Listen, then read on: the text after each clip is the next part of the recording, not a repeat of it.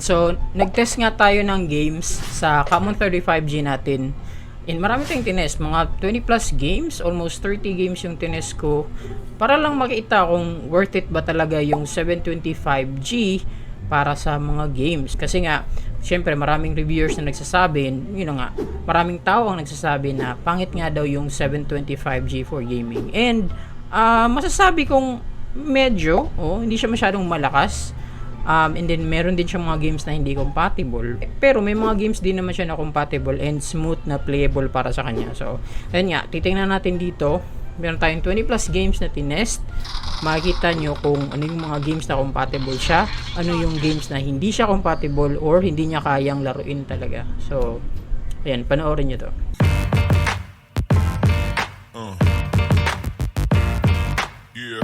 Inuna ko ng tinest yung Farlight 84. So, overall, yung experience natin sa Farlight 84, maganda naman. Aabot tayo ng 50 to 60 FPS in-game. And very smooth. Naglaro ako ng dalawang games para dito. Wala akong mga nakitang issues sa game na to. So, very smooth gaming experience para sa Farlight 84. Nag-temperature test din ako. Makikita mo sa labas ng phone, abot lang siya ng 39 degrees Celsius sa harap. Sa likod naman, hindi siya masyadong mainit talaga. Abot lang siya ng mga 37 to 38 degrees Celsius. Kung meron kang temp monitor sa phone mo, mas okay. Pero ayun na nga, kung hahawakan mo yung phone sa Common 35G and sa chipset niya na 7020, maganda yung overall cooling performance ng chipset. Wala tayong problema dyan. At saka yung phone, maganda rin. Ito naman sa ML, okay, pag sinet mo lang sa performance yung high boost, aabot siya ng mga 70 plus to 90 FPS. Napakaganda, very smooth yung experience natin sa ML, walang problema. Naglaro tayo ng mga 3 games, so overall, very good.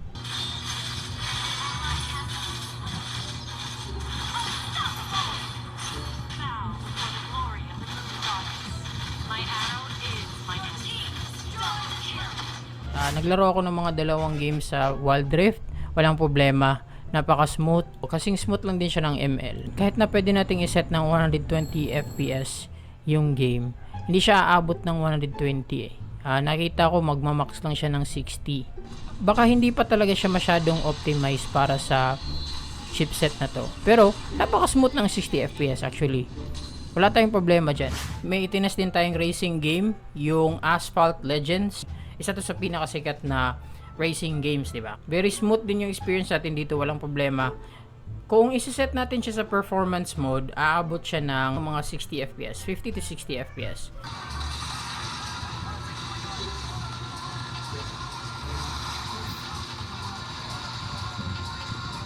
Tinest din natin yung Diablo Immortal. Isa sa mga sikat na RPG games and very playable din yung experience natin. Limited lang tayo sa 720 na chipset to 30 FPS. Possible na hindi pa siya optimized. Kung casual game ka lang sa Diablo Immortal, okay lang yun. Pero kung competitive gaming ka sa Diablo Immortal, mas maganda na kumuha ka ng mas malakas na phone.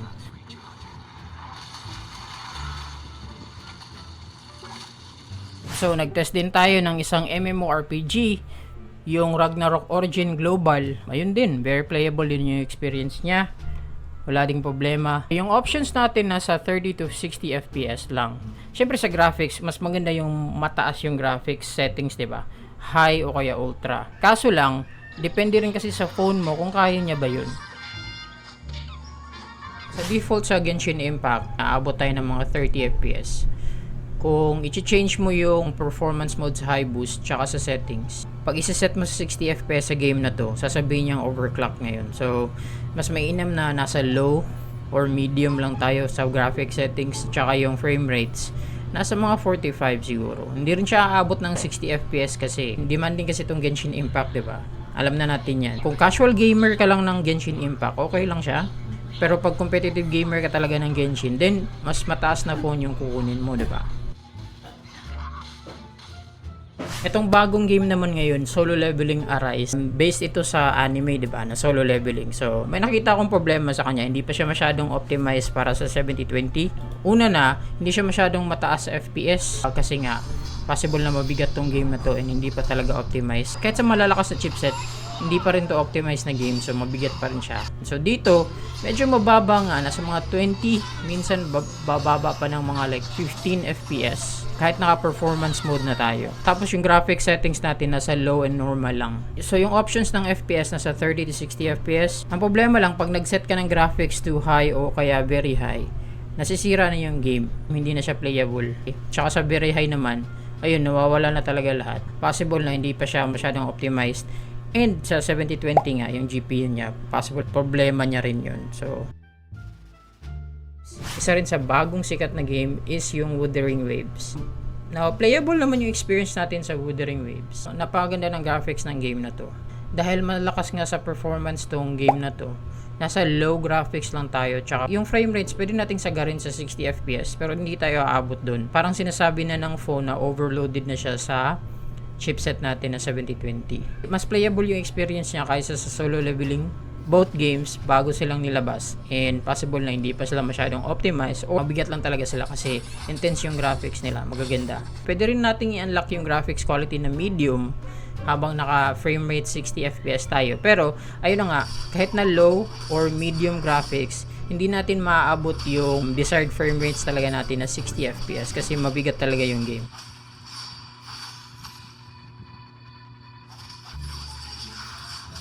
Okay, dito naman tayo sa PUBG. Dito pwede siyang mag HD graphics, tsaka yung frame rates high. Hindi na siya aabot ng HDR to Ultra HDR graphics. Possible na hindi na naman siya optimize sa phone na to, o kaya hindi niya talaga kaya. Mas malakas lang konti yung GPU ni 7020 kay G99 Ultimate. Pero playable naman yung experience natin dito. Yes, wala namang mga issue sa graphics. Pag sinit mo yung graphics sa balance, ma-unlock mo pala yung ultra frame rates niya. Kaso lang, possible na sa optimization o kaya yung lakas ng GPU niya, hindi rin masyadong mataas yung FPS natin. Nasa mga 30 plus to 40 plus FPS lang tayo. Hindi siya kagaya nung sa ML na aabot tayo ng 80 plus FPS. Medyo mas mabigat tong PUBG Mobile eh.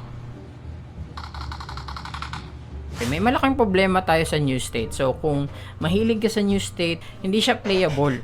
Yan, meron siyang mga graphics error na nangyayari in-game. May mga nawawalang building or structure in-game na hindi mo makita. Overall, hindi talaga playable yung game na to para sa chipset na to. May ibang bagay nagfo-floating. Yan, kung makikita nyo nawawala yung building. Marami sa environment mo ang nawawala. Hindi mo nakikita. And akala mo lumulutang yung ibang bagay, yung mga puno lumulutang. Tinry kong mag-change ng graphic settings, baka ma-adjust niya, wala pa rin, hindi pa rin siya playable. Possible na hindi siya compatible sa GPU ni 7020. Syempre, yung paborito rin ng marami, yung Call of Duty Mobile or CODM, very playable.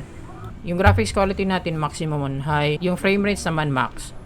Aabot tayo ng mga 60 FPS para sa game na to, pero yun na yung limit niya. Hindi na siya aabot ng more than 60 FPS. So naka-fix siya sa 60 FPS maximum dito sa cellphone natin at sa 7020 chipset. Possible hindi pa siya masyadong optimized para sa game na to, pero I believe kagaya siya ng ML na kaya niyang mag-reach ng more than 60, possible 70 to 90 FPS. Marami ng development yung ginawa nila kagaya ng ML kasi isa to sa pinakasikat na laro eh.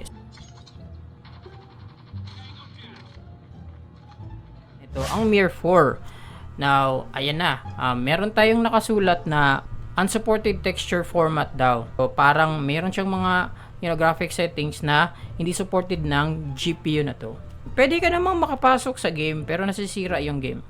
Kasi itong Mir 4 kasi isa rin to sa mga sikat na games dati. Now, hindi na siya masyadong sikat. Yes, may nilabas na silang iba na Nightcross.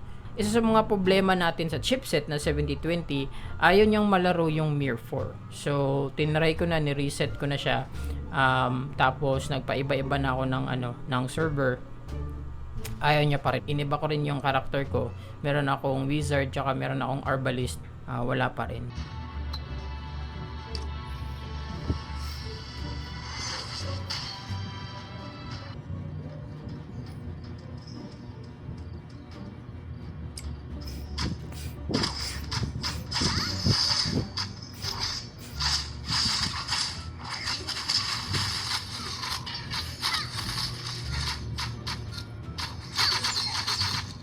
itong MU Origin 3. So, isa to sa mga nilalaro ko dati.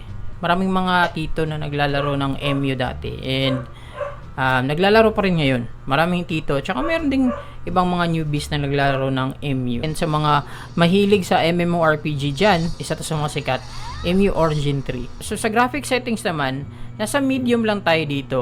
Pero, pwede nating i-activate yung high frame rates. Yung quality naman, pwede mong iset sa high.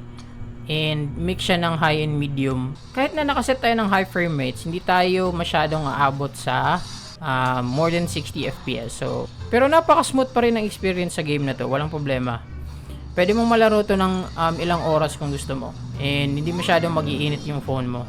Hindi siya consistent na 60. Meron siyang mga 40 to 60 FPS. So,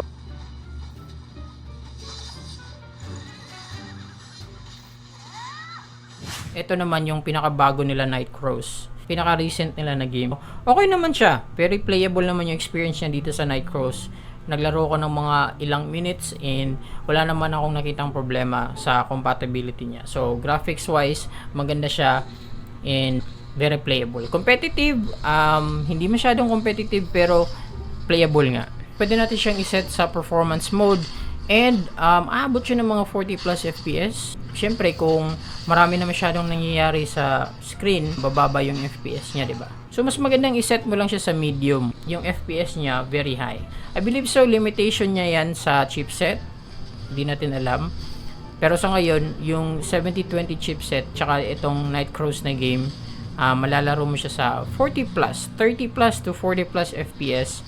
Average, depende kung bakbakan ka na talaga. So, ito pa, isa pang game na hindi siya compatible sa chipset na 7020 is yung 2K24 NBA na mobile game. Kahit anong gawin ko na i-launch ko yung game, nagba-black screen lang siya and ayaw niya talagang malaro. So, hinihintay ko siya ng mga, ilang minutes, pero ayaw talaga niyang mag-open.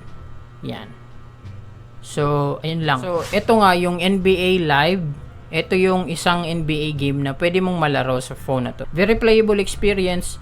Na-try ko maglaro ng mga shooting, yung 3-point shootout, yung mga basic na nagle-layup ka and nag-shoot. Tinry ko siya sa NBA Live Mobile ng mga 30 minutes of gaming. Wala namang issue. So, very playable siya sa game na to.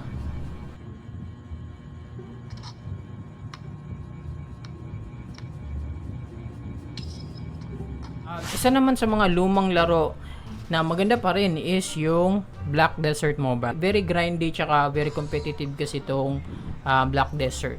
Pero, graphically, napakaganda niya. Now, okay pa rin siya. Very playable yung experience niya dito. Kung gusto mo maglaro ng casual or medyo competitive na Black Desert Mobile, pwedeng pwede.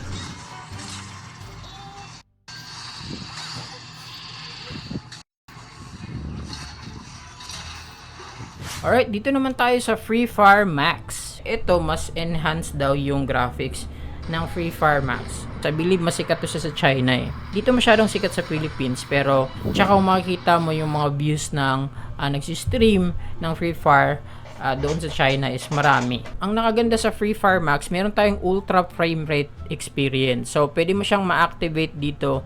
Pag naka-performance mode ka sa high boost, bibigyan kanya ng napakataas na frame rates. Possible na mga 90 frame rates yung average niya. So, napaka-playable ng Free Fire Max sa phone. Pag ganito ka-smooth yung game mo sa mahina na chipset, nakagaya ng 7020, nakikita ko yung appeal niya kasi madali siyang laruin. So, kahit na yung di masyadong malakas yung device, mataas na yung frame rates niya.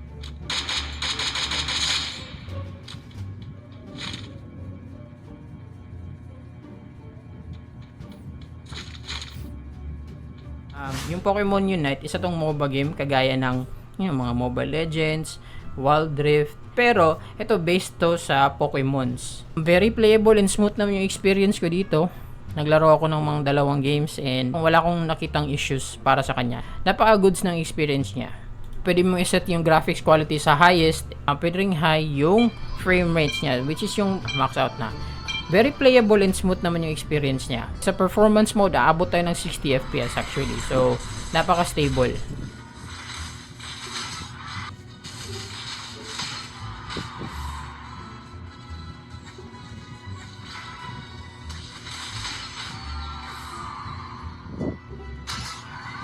Okay, dito naman tayo sa Arena of Valor. Isa rin to sa mga sikat dati. Ayun, ewan ko lang kung marami pang naglalaro ng Arena of Valor. Magkaparehas sila ng look ni ML, ni Wild Rift.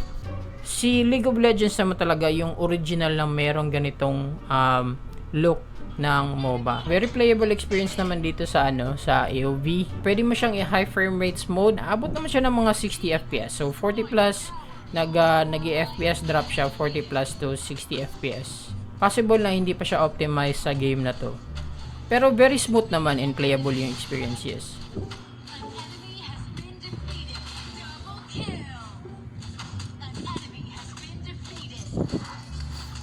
Itong One Punch Man World, isa rin itong RPG game. Maglalaro ka ng mga character sa One Punch Man. So kung fan kayo ng anime, kagaya nung game na Solo Leveling, ganito rin yun. Napakaganda ng graphics ng game na to. Gayang-gaya talaga yung mga characters sa anime. Okay naman siya sa FPS, playable naman siya. Super playable na sa mga 30 plus FPS, minsan nagpo-40 tayo.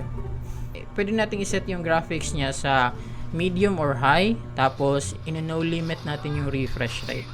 Now, once again, hindi naman natin masasagad talaga kasi yung chipset natin hindi malakas. Playable and medyo smooth naman yung experience natin sa kanya. Napakaganda ng graphics. Syempre, yung mga intense na ng mga laban, nasa mga 20 plus.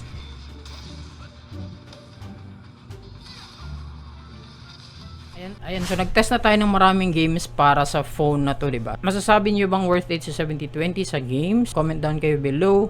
Para sa akin naman, sa tingin ko okay lang. Kung under budget ka naman ngayon, naghahanap ka ng bagong phone na may magandang camera, meron siyang magandang cooling, magandang look, magandang charging, pwede mong bilhin yung Camon 35G. Actually, kung nasa mga 10,000 lang yung budget mo, and hindi ka naman masyadong competitive sa games, pwede na siyang alternative pag naghahanap ka ng new phone. Satisfied ako sa AMOLED screen niya, maganda pa ginagamit mo siya sa labas. Yung 5G performance niya, okay naman, very good, kasing ganda lang din siya ng 20S Pro ko dati. Yung camera niya is napakaganda ng quality, tsaka very clear.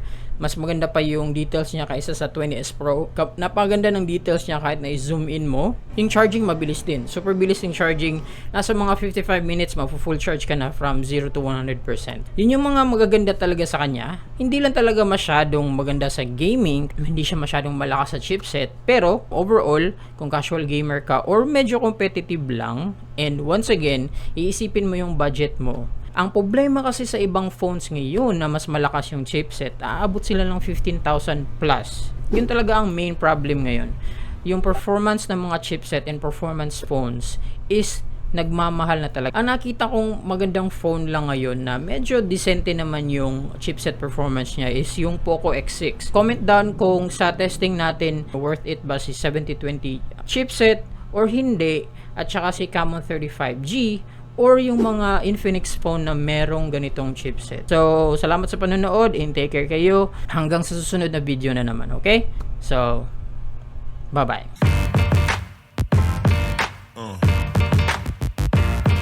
Yeah.